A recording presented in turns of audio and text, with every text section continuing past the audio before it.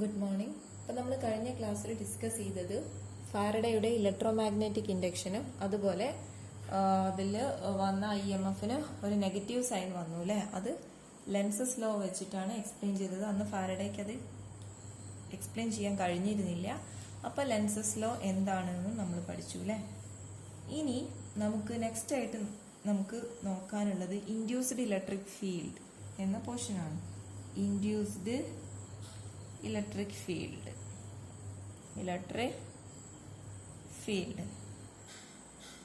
അപ്പം നമുക്കറിയാം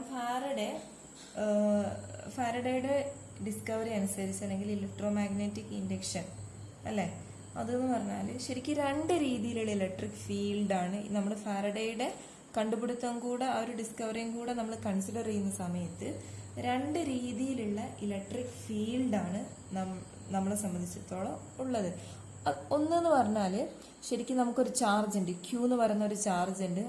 അപ്പോൾ ആ ചാർജ് നമ്മൾ പ്ലേസ് ചെയ്ത് കഴിഞ്ഞാൽ അതിന് ചുറ്റും എന്ത് ചെയ്യും, ആ ഒരു ചാർജിന്റെ എഫക്ട് കൊണ്ട് ഇലക്ട്രിക് ഫീൽഡ് ഉണ്ടാവും അല്ലേ. അപ്പം രണ്ട് രീതിയിൽ ഇലക്ട്രിക് ഫീൽഡ് പ്രൊഡ്യൂസ് ചെയ്യുന്നുണ്ട്. ഒന്ന് ഏതാണ്, ചാർജ് കൊണ്ടുള്ളതാണ് അല്ലേ. രണ്ടാമത്തത് ഫാരഡയുടെ ഇലക്ട്രോമാഗ്നറ്റിക് ഇൻഡക്ഷൻ, അതായത് എവിടെയാണോ ഒരു മാഗ്നറ്റിക് ഫ്ലക്സിൽ ചേഞ്ച് ഉണ്ടാവുന്നത്, അതായത് d∅dt അങ്ങനെ മാഗ്നറ്റിക് ഫ്ലക്സിൽ ടൈമിനനുസരിച്ച് ചേഞ്ച് ഉണ്ടാവുകയാണെങ്കിൽ അവിടെ എന്ത് ചെയ്യും, ഒരു EMF അതായത് ഒരു ഇലക്ട്രിക് ഫീൽഡ് ഇൻഡ്യൂസ് ചെയ്യപ്പെടും. ഇതല്ലേ. അപ്പം ഫാരഡയുടെ കണ്ടുപിടുത്തം കൂടെ നമ്മൾ കൺസിഡർ ചെയ്യുകയാണെങ്കിൽ രണ്ട് രീതിയിൽ ഇലക്ട്രിക് ഫീൽഡ് ഉണ്ടാവും. ഒന്നെന്താണ്, സ്റ്റാറ്റിക് ചാർജസ് കൊണ്ട് എന്ത് ചെയ്യും, ഇലക്ട്രിക് ഫീൽഡ് ഉണ്ടാവും. രണ്ടാമത്തത് എന്താണ്, ചേഞ്ചിങ് മാഗ്നറ്റിക് ഫീൽഡ്. ഇതല്ലേ d∅dt എന്ന് പറഞ്ഞാൽ എന്താണ്, മാഗ്നറ്റിക് ഫീൽഡിന്റെ ചേഞ്ച് കൊണ്ട് എന്തുണ്ടാവും, ഇലക്ട്രിക് ഫീൽഡ് ഉണ്ടാവും. അപ്പം ഇതാണ് എന്ത്, ഫാരഡയുടെ ഡിസ്കവറി എന്ന് പറഞ്ഞാൽ. അപ്പം ശരിക്കും നമ്മൾ ഫസ്റ്റ് പ്രൊഡ്യൂസ് ചെയ്യുന്ന അതായത് ഒരു ചാർജ് കൊണ്ട് ഉണ്ടാവുന്ന ഇലക്ട്രിക് ഫീൽഡ് നമുക്ക് എങ്ങനെ കാൽക്കുലേറ്റ് ചെയ്യാം, അതെ അത് നമുക്ക് കൂളംസ് ലോ വെച്ചിട്ട് കാൽക്കുലേറ്റ് ചെയ്യാം അല്ലെ. നമ്മളെ കൂളംസ് ലോ വെച്ചിട്ട് നമ്മൾ ഇലക്ട്രിക് ഫീൽഡ് നമ്മൾ ഒരുപാട് എക്സാമ്പിൾസ് ചെയ്തതാണ്. സ്ഫിയർ ചെയ്തതാണ്, ഹോളോ സ്ഫിയർ, സോളിഡ് സ്ഫിയർ, സിലിണ്ടറിക്കല്, പ്ലെയിൻ ഷീറ്റ്, ഇതിലെല്ലാം നമ്മൾ ഇലക്ട്രിക് ഫീൽഡ് എങ്ങനെ കാൽക്കുലേറ്റ് ചെയ്യാമെന്ന് നമ്മൾ കഴിഞ്ഞ സെമിസ്റ്ററിൽ പഠിച്ചതാണ് അല്ലേ.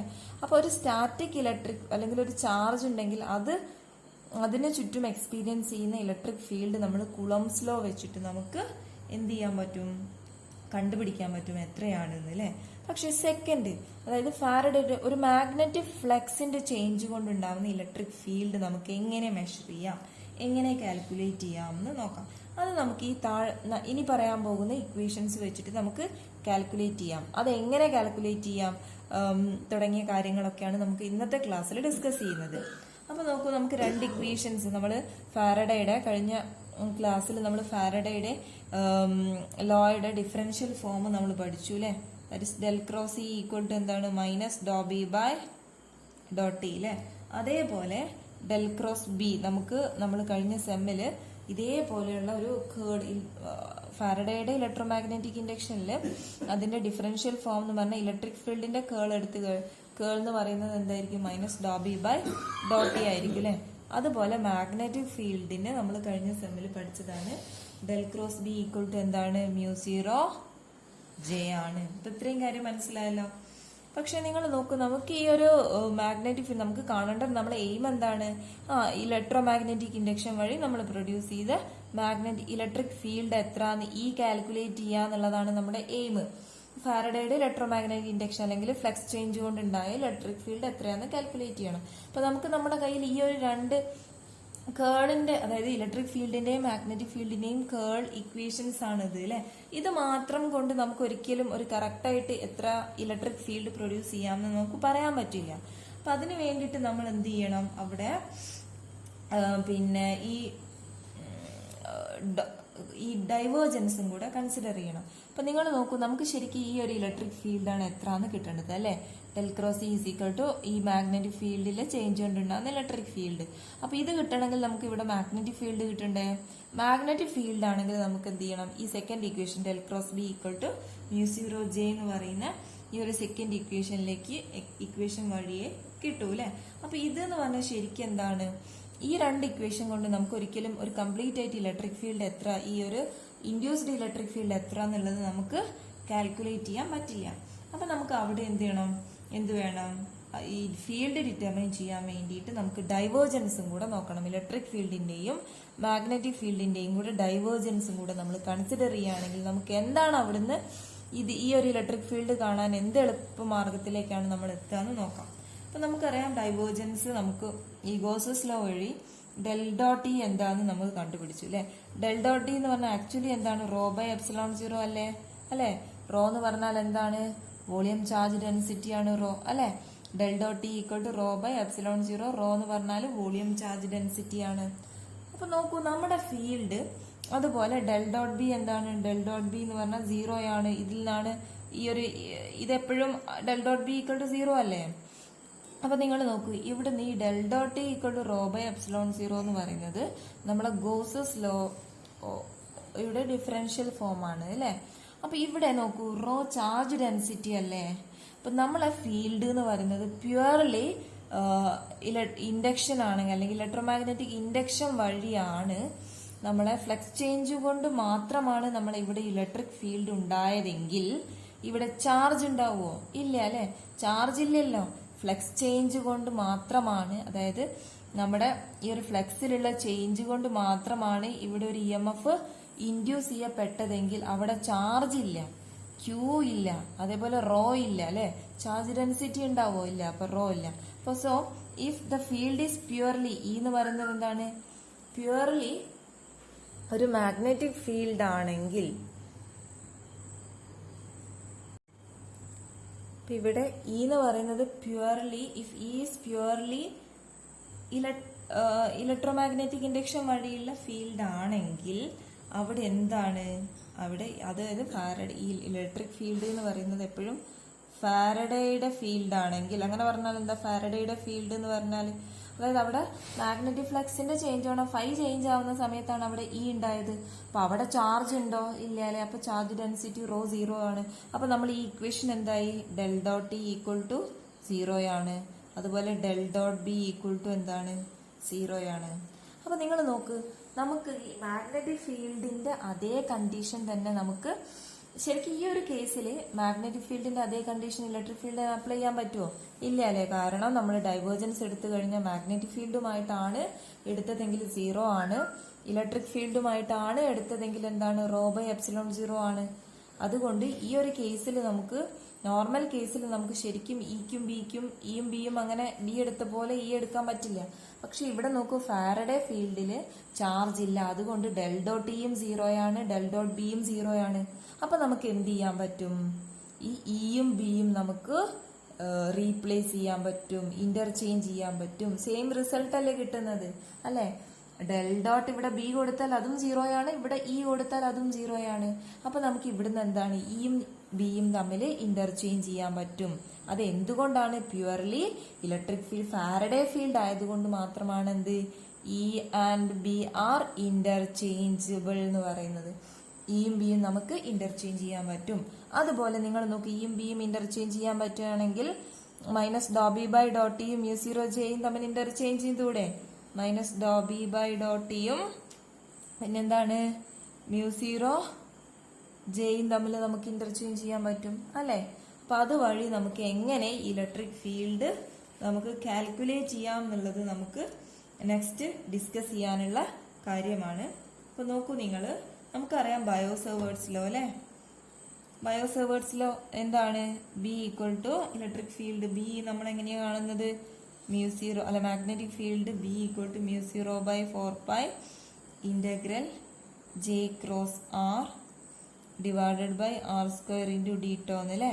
അപ്പൊ എന്താണ് ഇത് പറയുന്നത്, അതായത് ഒരു കറണ്ട് ക്യാരിയിങ് കണ്ടക്ടർ ഉണ്ടെങ്കിൽ അതിന് ചുറ്റും എക്സ്പീരിയൻസ് ചെയ്യുന്ന മാഗ്നറ്റിക് ഫീൽഡ്, ഒരു കറണ്ട് ക്യാരിയിങ് കണ്ടക്ടറിന് ചുറ്റും മാഗ്നറ്റിക് ഫീൽഡ് എക്സ്പീരിയൻസ് ചെയ്യില്ലേ, ഇതിന് ചുറ്റും എക്സ്പീരിയൻസ് ചെയ്യുന്ന മാഗ്നറ്റിക് ഫീൽഡ് ബി എന്ന് പറഞ്ഞാൽ എത്രയായിരിക്കും, mu zero by 4π into integral J cross R by R square into D tau ആയിരിക്കും എന്നാണ് ഈ ബയോസേവേർട്സ് ലോ. ഇതെന്താണ്, ബയോസേവേർട്സ് ലോ നമ്മൾ പഠിച്ചതാണ് അല്ലെ, കഴിഞ്ഞ സെമ്മിൽ നമുക്ക് പഠിക്കാനുണ്ടായിരുന്നു ബയോസേവേർട്സ് ലോ. അപ്പൊ ഇവിടുന്ന് ഈ ഒരു കണ്ടീഷനിൽ നമുക്ക് എന്ത് പറയാൻ പറ്റി, ഇയും ബിയും ഇന്റർചേഞ്ച് ചെയ്യാൻ പറ്റി എന്ന് പറഞ്ഞു അല്ലെ.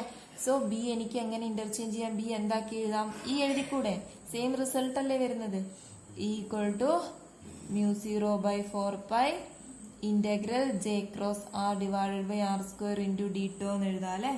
ഇനി നിങ്ങൾ നോക്കൂ, ഈ മ്യൂസീറോ ഈ ഇന്റഗ്രേഷൻ അകത്തേക്ക് എടുക്കാൻ പറ്റുമല്ലോ, അത് കോൺസ്റ്റന്റ് അല്ലേ. So E equal to mu zero by 4π. ഈ എന്നോട് തെറ്റിപ്പോയതാണോ? ബി ഇ ആയത് എങ്ങനെയാ? നമുക്ക് ഇന്റർചേഞ്ച് ചെയ്യാൻ പറ്റൂ അല്ലെ, റീപ്ലേസ് ചെയ്യാൻ പറ്റും. ബി എ ഇ എ, ബിക്ക് പകരം ഇ എ റീപ്ലേസ് ചെയ്യാൻ പറ്റും. സോ ഈ മ്യൂസീറോയെ നമ്മൾ എന്ത് ചെയ്യും? ഉള്ളിലേക്ക് എടുത്തിട്ട് ഇന്റഗ്രേഷൻ അകത്തേക്ക് എടുത്ത് ഇന്റഗ്രേറ്റ് ചെയ്യും. That is mu zero J cross R by R square into D tau എന്ന് വന്നു അല്ലെ. ഇത് യൂണിറ്റ് വെക്ടർ ആണ്. അപ്പൊ നോക്കൂ നിങ്ങൾ ശരിക്കും മ്യൂസീറോ, ഇനി ഇവിടെ നോക്കൂ, മ്യൂസീറോ ജെക്ക് പകരം നമുക്ക് എന്ത് ഇന്റർചേഞ്ച് ചെയ്യാം അല്ലെങ്കിൽ റീപ്ലേസ് ചെയ്യാം? Minus Dr B by Dr T എന്ന് എഴുതാൻ പറ്റൂ അല്ലെ. അപ്പം ഇതെല്ലാം ഈ ഒരു റിസൾട്ടിൽ നിന്നാണ് നമുക്ക് കിട്ടുന്നത്. ഈ ഒരു സെറ്റ് റിസൾട്ടിൽ നിന്നാണ് നമുക്ക് ഈ കാര്യങ്ങളൊക്കെ കിട്ടുന്നത്. സോ 1/, ഇതെങ്ങനെ എഴുതാം? 1/4π ഇൻറ്റു ഇന്റഗ്രൽ മ്യൂസീറോ ജെക്ക് പകരം എന്തെഴുതാം? മ്യൂസീറോ ജെ നമുക്ക് എങ്ങനെ മാറ്റാം? Minus Dr B by Dr T ആക്കി മാറ്റാം അല്ലെ. Minus Dr B by Dr T into R cap by R square into D tau എന്ന് എഴുതാൻ പറ്റും അല്ലെ. ഇനി നോക്കൂ, ഇതിനെ പുറത്തേക്ക് എടുക്കാം. പുറത്തേക്ക് എടുത്തിട്ട് ഒന്ന് റീഅറേഞ്ച് ചെയ്ത് എഴുതുകയാണ്. Minus D by D T of 1/4π integral B cross R cap by R square into D tau അല്ലെ. ഡി ബൈ ഡി ടിയെ ഡോ ബൈ ഡോ ടിയെ നമ്മൾ ഇന്റഗ്രേഷന് പുറത്തെടുത്തു. That is D by D T 1/4π integration ഉള്ളിലേക്ക് എഴുതി. ആ ഒരു ഡിഫറൻസ് ഒന്ന് റീഅറേഞ്ച് ചെയ്തു, അത്ര മാത്രമേ ഉള്ളൂ. സോ നമുക്ക് ഒരു പുതിയ ഇക്വേഷൻ കിട്ടിയില്ലേ. ഇനി നമുക്കറിയാം, നമ്മൾ കഴിഞ്ഞ സെമ്മിൽ മാഗ്നറ്റിക് വെക്ടർ പൊട്ടൻഷ്യൽ എ നമ്മൾ ഡിഫൈൻ ചെയ്തിരുന്നു അല്ലെ. വാട്ട് ഇസ് എ എന്ന് പറഞ്ഞാൽ 1/4π integral minus B cross R cap by R square into D tau ആണ്. എ എന്ന് പറഞ്ഞാൽ എന്താണ്? വെക്ടർ പൊട്ടൻഷ്യൽ ആണ് അല്ലെ. വെക്ടർ പൊട്ടൻഷ്യൽ കഴിഞ്ഞ് നമ്മൾ തേർഡ് സെമ്മിൽ നമ്മൾ ഡിഫൈൻ ചെയ്തിരുന്നു അല്ലെ. അപ്പൊ ഈ ഒരു ടേമിന് 1/4π into integral minus B cross R cap by R square into D tau, ഈ ഒരു ടേമിന് നമുക്ക് എന്തെന്ന് കൊടുക്കാം? എ എന്ന് കൊടുത്തൂടെ. So that is equal to എന്താണ്? D by D T of minus do A by Dr T into A എന്ന് കൊടുത്തൂടെ. Minus do A by Dr T into A എന്ന് കൊടുക്കാൻ പറ്റൂ അല്ലെ. ദെൻ ഇനി നിങ്ങൾക്കറിയാം, ഈ ഡെൽ ക്രോസ് എ, അതായത് ഡോ എ ബൈ ഡോ ടി എന്ന് കൊടുത്തു. ഇനി നമുക്ക് ഈ ഒരു ഇക്വേഷന്റെ രണ്ട് സൈഡിലും കേൾ എടുക്കാം. That is del cross E. Curl എടുക്കാന്ന് പറഞ്ഞാൽ del cross E equal to del cross minus do A by Dr T എന്ന് കൊടുക്കാൻ പറ്റും അല്ലെ. That is equal to minus do by Dr T of del cross A. ഇത് ശരിക്കും എവിടെയാണ് act ചെയ്യുക? ഡെല്ല് എയിലല്ലേ. എ അല്ലേ വെക്ടർ, ആ വെക്ടറിലാണ് ആക്ട് ചെയ്യുക. സോ നമുക്ക് ഇതിന് ഇങ്ങനെ റീഅറേഞ്ച് ചെയ്തൂടെ. മൈനസ് അതുപോലെ എടുത്തു, ഡെല്ലിനെ ഞാൻ അപ്പുറത്തേക്ക് കൊണ്ടുപോയി do by Dr T of del cross A എന്ന് എഴുതാം അല്ലെ. നമുക്ക് ഈ del cross E equal to, ഈ ഡെൽ ക്രോസ് എ എന്ന് പറഞ്ഞാൽ എന്തായിരുന്നു? ബി ആണ് അല്ലെ. മാഗ്നറ്റിക് ഫീൽഡിനെ നമ്മൾ എങ്ങനെയായിരുന്നു? ഇതൊക്കെ കഴിഞ്ഞ സെമ്മിൽ പഠിച്ചതാണ്. B equal to del cross A ആണ്. അപ്പൊ നമുക്ക് ഈ ഡെൽ ക്രോസ് എക്ക് പകരം എന്തെന്ന് എഴുതാം? ബി എന്ന് എഴുതാം അല്ലെ. So del cross E equal to LHS equal to minus Dr B by Dr T എന്ന് എഴുതാം അല്ലെ. അപ്പൊ നിങ്ങൾ നോക്കൂ, ഈ ഒരു ഇക്വേഷൻ നിങ്ങൾക്ക് നേരത്തെ പരിചയമുണ്ടോ? ഉണ്ട്. അതല്ലേ നമ്മൾ del cross E equal to minus Dr B by Dr T എന്ന് കിട്ടിയത്. അപ്പൊ നിങ്ങൾ നോക്കൂ, നമ്മുടെ ഈ കണ്ടീഷൻ ശരിയല്ലേ? കാരണം ബയോസേവേർട്സ് ലോയിൽ നിന്ന് നമ്മൾ ഇയും ബിയും ഇന്റർചേഞ്ച് ചെയ്തു. ഇതൊക്കെ ചേഞ്ച് ചെയ്ത് മ്യൂസീറോ ജെയും minus Dr B by do ടിയും ചേഞ്ച് ചെയ്ത് നമുക്ക് ഏത് ഇക്വേഷനിൽ തന്നെ എത്തി? നമുക്ക് del cross E equal to minus Dr B by Dr T എന്ന് കിട്ടി. അപ്പൊ ഈ ഒരു കാര്യം, ഈ ഒരു ഫീൽഡിൽ നമുക്ക് എന്ത് ചെയ്യാം? ഇലക്ട്രിക് ഫീൽഡിൽ നമ്മൾ ചെയ്യുന്ന പോലെ തന്നെ മാഗ്നറ്റിക് ഫീൽഡിന്റെ കാര്യത്തിൽ നമുക്ക് ഈ ഒരു മാഗ്നറ്റിക് ഫീൽഡ് നേരെ ഇവിടെ കൊടുത്താൽ പോരെ നമുക്ക് ഇലക്ട്രിക് ഫീൽഡ് കിട്ടാൻ വേണ്ടിയിട്ട്. അപ്പൊ അതാണ് ഈ കണ്ടീഷൻ നമ്മൾ വെച്ചിട്ട് നമ്മൾ ബയോസേവേർട്സ് ലോയിൽ ഈ കണ്ടീഷൻസ് അപ്ലൈ ചെയ്ത് നമ്മൾ കണ്ടുപിടിച്ച് ഈ കണ്ടീഷൻസ് അപ്ലൈ ചെയ്തപ്പോൾ നമുക്ക് എന്ത് തന്നെ കിട്ടി? ഫാരഡേയുടെ ആ ഇൻഡ്യൂസ്ഡ് ഇലക്ട്രിക് ഫീൽഡ് കാണാനുള്ള എക്സ്പ്രഷൻ കിട്ടിയില്ലേ. അപ്പൊ ഇത് ഇത്രയും ക്ലിയർ ആയില്ലേ? ഇനി നോക്കൂ, ഇനി നമുക്ക് ഇതേപോലെ തന്നെ നമുക്ക് തിരിച്ച് ആ del cross B mu zero jail നിന്ന് നമുക്ക് പിന്നെ ഫാരഡേയുടെ ലോയിലേക്ക് എത്താൻ പറ്റുമോ എന്ന് നോക്കാം. ഓക്കെ, അപ്പം നമ്മള് നേരത്തെ എന്തായിരുന്നു കണ്ടത്? ഫാരഡയുടെ ലോയിൽ നിന്ന്, അതായത് ബയോസേവേർട്സ് ലോയിൽ നിന്ന് del cross E equal to minus Dr B by Dr T എന്നുള്ള റിസൾട്ടിലേക്ക് എത്തിയില്ലേ. ദെൻ ഇനി നമുക്ക് സ്റ്റാർട്ട് ചെയ്യേണ്ടത് del cross B. Del cross B എന്ന് പറഞ്ഞാൽ എന്തായിരുന്നു? മ്യൂ സീറോ ജെ അല്ലായിരുന്നോ? ഇതല്ലേ നമ്മൾ ആദ്യത്തെ ഈ രണ്ട് ഇക്വേഷനിൽ നിന്ന് തന്നെയല്ലേ എത്തിയത്. ഇനി നമുക്ക് ഇതിൽ നിന്ന് തുടങ്ങി നോക്കിയാൽ del cross B equal to mu zero J എന്ന് എഴുതി നോക്കാം. സോ ഇനി നോക്കൂ നിങ്ങൾ, ഈ ഡെൽ ക്രോസ് ബി എന്ന് പറഞ്ഞ് ഈ രണ്ട് ഇക്വേഷന്റെ രണ്ട് സൈഡിലും ക്ലോസ്ഡ് ഇന്റഗ്രൽ എടുക്കുക. So integrating this equation left side and right side LHS ഉം RHS ഉം നമ്മൾ ഇന്റഗ്രേറ്റ് ചെയ്യുക. That is closed integral del cross B dot D S അല്ലെ, സർഫസ് ഇന്റഗ്രൽ ആണ്. Closed integral mu zero J dot D S. അപ്പൊ left സൈഡും right സൈഡും നമ്മൾ എന്ത് ചെയ്തു? ഇന്റഗ്രേറ്റ് ചെയ്തു അല്ലെ. ഇന്റഗ്രേറ്റ് ചെയ്ത് കഴിഞ്ഞപ്പോൾ നിങ്ങൾ നോക്കൂ എന്താണ് കിട്ടിയത് എന്ന്.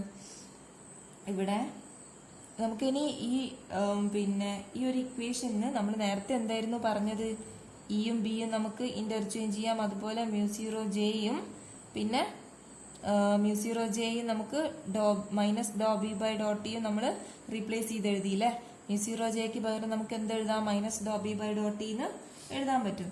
ഇനി ഇവിടെ നിങ്ങൾ നോക്കൂ, ഇവിടെ ലെഫ്റ്റ് സൈഡിൽ നമുക്ക് സ്റ്റോക്സ് തിയറം അപ്ലൈ ചെയ്യാം. Applying Stokes